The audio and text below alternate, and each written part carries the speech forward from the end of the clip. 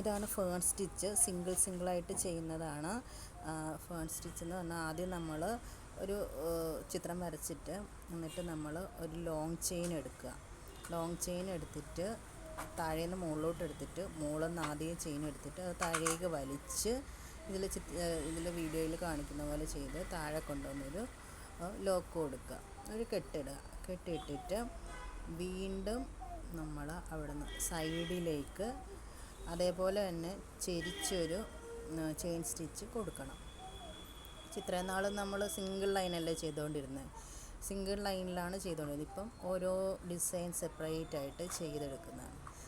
ഇത് നമ്മൾ വരച്ചിരിക്കുന്ന അങ്ങോട്ട് തന്നെ ചെയിൻ എടുത്തിട്ട് അവിടെ നിന്ന് വലിച്ച് താഴേക്ക് കൊണ്ടുവന്നിട്ട് കെട്ടിടുക. നമ്മളതുമല്ല, കെട്ടിടുമ്പോഴത്തേക്കും ഒന്നിൻ്റെ മുകളിലായിട്ടുള്ള കെട്ടിടുന്നത് താഴെയായിട്ടാണ് കെട്ടിടുന്നത്, അല്ലെങ്കിൽ എല്ലാം കൂടെ കഴുങ്ങിട്ട് വീണ് പോകും. അതുകൊണ്ട് താഴെയായിട്ടാണ് നമ്മൾ ഈ ചെയിൻ കെട്ടിട്ട് വരുന്നത്.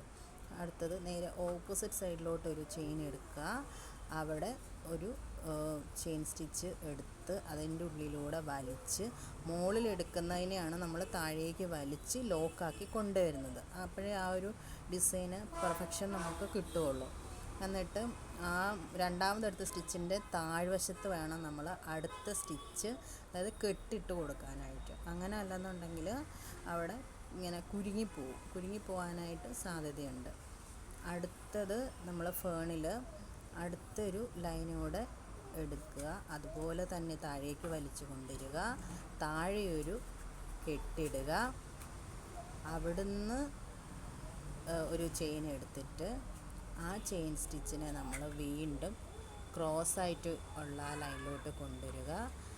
അവിടുന്ന് ഉള്ളിൽ നിന്ന് ചെയിനെ വലിച്ച് താഴെ കൊണ്ടുവന്നിട്ട് താഴെ നമ്മൾ കെട്ടിടുക. ഈ സ്റ്റിച്ചിൽ നമ്മൾ നോട്ട് ഇടുന്നതും കൂടെ സെപ്പറേറ്റ് ആയിട്ട് തന്നെ കാണിക്കുന്നുണ്ട്. നിങ്ങൾക്ക് നോക്കിയാൽ മനസ്സിലാവും, ഒന്ന് പഠിച്ചെടുക്കാനും പറ്റും. കെട്ടിടാൻ അറിയത്തില്ലെങ്കിൽ നമ്മൾ ആ കൊണ്ടുവന്ന് ലോക്ക് ചെയ്യുന്നിടത്തുനിന്ന് ത്രെഡിനെ വലിച്ച് മുകളിലേക്ക് കൊണ്ടുവന്നിട്ട് വീണ്ടും അതിൻ്റെ ഉള്ളിൽ കൂടെ നമ്മളൊരു സ്റ്റിച്ച് എടുത്തിട്ട് അതിനെ വലിച്ച് മുകളിലോട്ട് കൊണ്ടുവന്നിട്ട് ഇത് കെട്ട് ഇടുന്നതാണ്. നമ്മൾ സാധാരണ നോട്ട് എടുത്തില്ല, എൻഡ് നോട്ട് എടുത്തില്ല, ആ എൻഡ് നോട്ടാണ് കണ്ടോ. ഇങ്ങനെ വലിച്ച് താഴേക്ക് കൊണ്ടുവരുന്നതാണ് നമ്മുടെ എൻഡ് നോട്ട് എന്ന് പറയുന്നത്. മനസ്സിലായില്ലേ? ഒന്നുകൂടെ നോക്കിക്കൊള്ളുക. ചെയിൻ സ്റ്റിച്ചിനെ എടുക്കുക, മുകളിലോട്ട് കൊണ്ടുവരിക, മുകളിൽ നിന്നുള്ള ത്രെഡിനെ താഴേക്ക് വലിച്ചുകൊണ്ട് വരിക. അവിടെ നമ്മളൊരു കെട്ടിടുക. നമ്മുടെ കൈ താഴെ ഉണ്ട് കേട്ടോ, അത് മറക്കരുത് ആരുവേ. എന്നിട്ട് അതിനെ വലിച്ചൊന്ന് ടൈറ്റ് ചെയ്തിട്ട് നമ്മൾ ക്രോസായിട്ട് അതിൽ ആദ്യത്തെ സ്റ്റിച്ചിനേക്കാളും ചെറിയ സ്റ്റിച്ച് എടുക്കുക.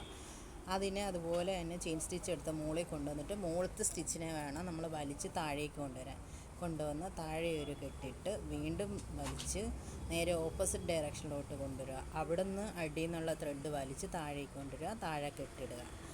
ഇങ്ങനെയാണ് നമ്മൾ ഫേൺ സ്റ്റിച്ച് ചെയ്യുന്നത്. ഇത് നമുക്ക് ഇപ്പം ബ്ലൗസിലൊക്കെ ഇങ്ങനെ ഒരു ഡിസൈൻ പോലെ ചെയ്യാനായിട്ട് പറ്റും. നമുക്ക് ചുരിദാറിൻ്റെ നെക്കൊക്കെ ചെയ്യാനായിട്ട് പറ്റും. എന്നിട്ട് താഴ്വരി നമുക്ക് വേണമെങ്കിൽ ഒരു ചെയിൻ സ്റ്റിച്ചൊക്കെ കൊടുത്താൽ മതി. പല ഡിഫറെൻറ്റ് കളേഴ്സ് വെച്ചിട്ട് ഇത് നമുക്ക് ചെയ്യാൻ പറ്റും. നമ്മുടെ സിൽക്ക് ത്രെഡൊക്കെ വെച്ചിട്ട് ചെയ്യാൻ പറ്റും.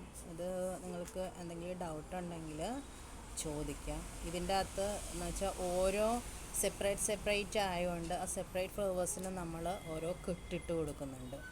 കെട്ടിയിട്ടിട്ടാണ് കട്ട് ചെയ്താണ് നമ്മൾ അടുത്ത ഓരോന്നും ചെയ്യുന്നത്. അതുകൊണ്ട് തന്നെ നിങ്ങൾക്ക് വേഗം കെട്ടിടാനായിട്ടും പെട്ടെന്ന് കിട്ടും ഇങ്ങനെ ചെയ്യുന്നതുകൊണ്ട് തന്നെ. സെപ്പറേറ്റ് ആയിട്ട് ഇത് സിംഗിൾ സ്റ്റിച്ച് അല്ലല്ലോ. അപ്പോൾ സിംഗിൾ സ്റ്റിച്ച് എന്ന് നമ്മൾ ഒരു ലൈൻ ഇട്ടിട്ട് ആ ലൈനിൽ കൂടെ തന്നെ ഫുള്ള് ചെയിൻ സ്റ്റിച്ച് ചെയ്യുമല്ലേ.